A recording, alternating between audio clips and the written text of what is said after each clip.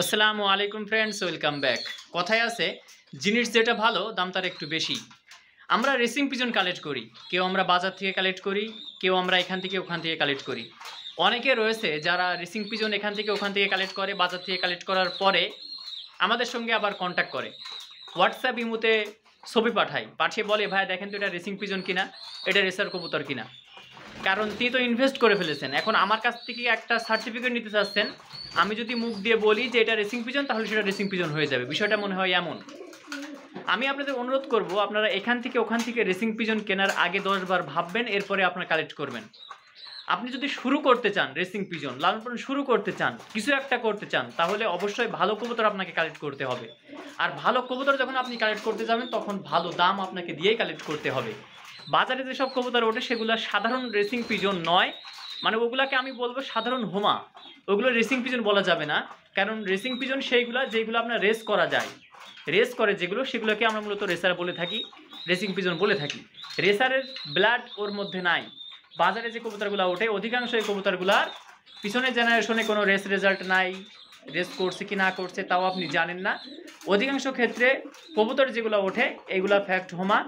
যেই হোমাগুলো সাধারণত ফেন্সি যারা লালন পালন করে, ফেন্সি কবুতর যারা লালন পালন করে, তারা ওই যে ডিম ফুটানোর জন্য ফোস্টার হিসেবে তারা এগুলো মূলত কালেক্ট করে এবং এইগুলো মূলত বাজারে পরবর্তীতে বিক্রি করে। আর নতুন ফেন্সিয়ার যারা, তারা আমাদের ভিডিওগুলো দেখে, ঠোঁট মোটা আছে, গেট আপ একই রকম দেখতে, গায়ের যে কালার সেটাও একরকম দেখতে, মাক্সি সবজি অথবা রেড চেকার অথবা ব্লুবার যেটাই হোক, তারা এই কালার দেখে বাজার থেকে এই কবুতরগুলো কালেক্ট করার পরে তারা কিন্তু ধোকার মধ্যে পড়ে যান।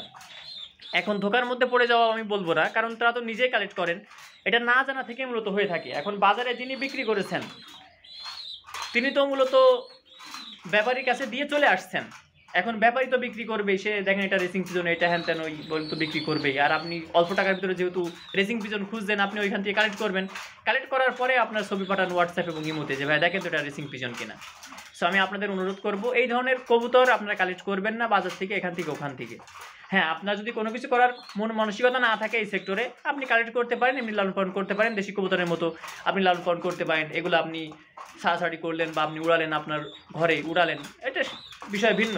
কিন্তু কবুতর থেকে রেসিং পিজনের মূল যে একটা রেসিং পিজনের উড়ার যে একটা ক্ষমতা, রেসিং পিজনের উড়ার যে একটা দক্ষতা রেসিং পিজনের মধ্যে রয়েছে, বা রেসিং পিজন লালন পালনের মধ্যে যে একটা ভালো লাগা, বা রেসিং পিজন থেকে যে একটা আনন্দ, এটা যদি উপভোগ করতেই হয় অরিজিনালি, তাহলে অবশ্যই আপনাকে অরিজিনাল রেসিং পিজন কালেক্ট করতে হবে। আর অরিজিনাল রেসিং পিজন আপনি এখান থেকে ওখান থেকে কম দামের মধ্যে আপনি পাবেন না ভিউয়ার্স। কেউ যদি আপনাকে গিফট করে, আপনার ফ্রেন্ড, আপনার বন্ধু, সে কথা ভিন্ন।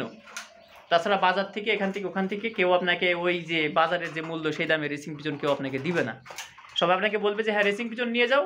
পরবর্তীতে যখন আপনি বোঝা শিখবেন, 1-1.5 বছর, 1 বছর পর বা 5 মাস 6 মাস কিছুদিন যাওয়ার পর, যখন আপনি বুঝতে পারবেন যে এগুলো রেসিং পিজন না, উড়ানোর সময়, ছাড়াছাড়ির সময়, টস করার সময় যখন আপনি বুঝবেন যে এটা রেসিং পিজন নয়, তখন মূলত আপনি বিষয়টা আপনি ক্লিয়ার হয়ে যাবেন যে আসলে সত্যি তো আমি তো আসলে ধোকার মধ্যে পড়ে গেলাম।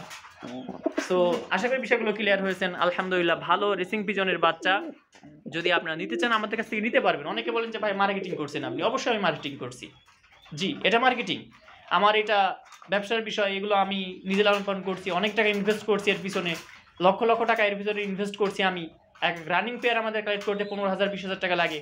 রেস করা কবুতর, রেস করা কবুতর আমরা 12,000 টাকার ভিতরে পেয়ে যাই। আমিও বিক্রি করি কিন্তু এরকম 10-12 হাজার টাকা রানিং।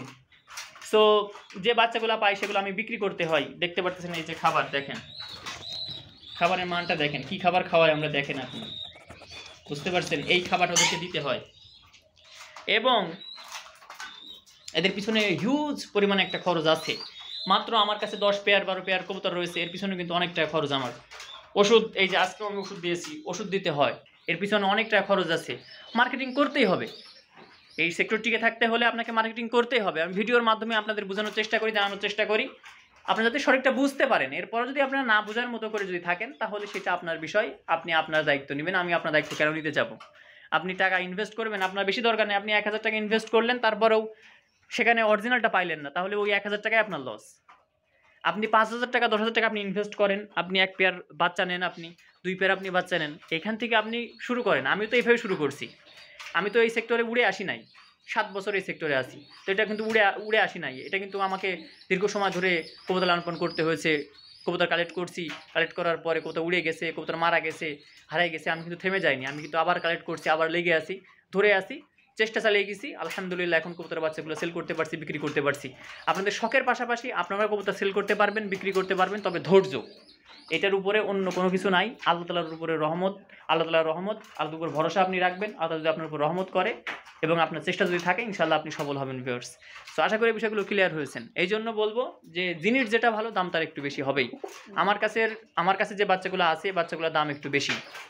বাজারে 3 জোড়া 4 জোড়া আপনি কিনতে পারবেন। আমার কাছ থেকে এক পেয়ার বাচ্চা নিতে গেলে মিনিমাম ওই 4-5 জোড়ার যে দাম, সেই দাম দিয়ে আমার কাছ থেকে এক পেয়ার বাচ্চা নিতে হবে ভিউয়ার্স। তবে এই বাচ্চা নিলে আপনি উড়াইলে, ফ্লাই করাইলে, আপনার চোখের সামনে থাকলে, ওই 5 পেয়ার বাচ্চা চোখের সামনে থাকলে যে শান্তি আপনি অনুভব করবেন, এই এক পেয়ার বাচ্চা নিয়ে আপনি তার চেয়ে বেশি শান্তি অনুভব করবেন। তাদের গেটআপ, তাদের সৌন্দর্য, তাদের যে কোয়ালিটি, এটা আপনাকে মুগ্ধ করবে। সো আশা করি বিষয়গুলো আপনার ক্লিয়ার হয়েছেন ভিউয়ার্স। আর যারা বলেন যে আমরা কবুতর ব্যবসায়ী, আমরা এটা বলি যে আমরা কবুতর ব্যবসায়ী, এটাতে আমার লজ্জা পাওয়ার কিছু নেই। আলহামদুলিল্লাহ বলি, আমি স্বীকার করি যে হ্যাঁ আমরা কবুতর ব্যবসায়ী। এতে আমার কোনো আফসোস নাই বা এটা আমার লজ্জার কোনো বিষয় নাই। সো আশা করি বিষয়গুলো ক্লিয়ার হয়েছেন ভিউয়ার্স। আজকে এ পর্যন্ত। পরবর্তীতে আমি রেজওয়ান আপনাদের মধ্যখানে উপস্থিত হয়ে যাব। সে পর্যন্ত সবাই সুস্থ থাকবেন, ভালো থাকবেন। আসসালামু আলাইকুম ওয়া রাহমাতুল্লাহি ওয়া বারাকাতুহু।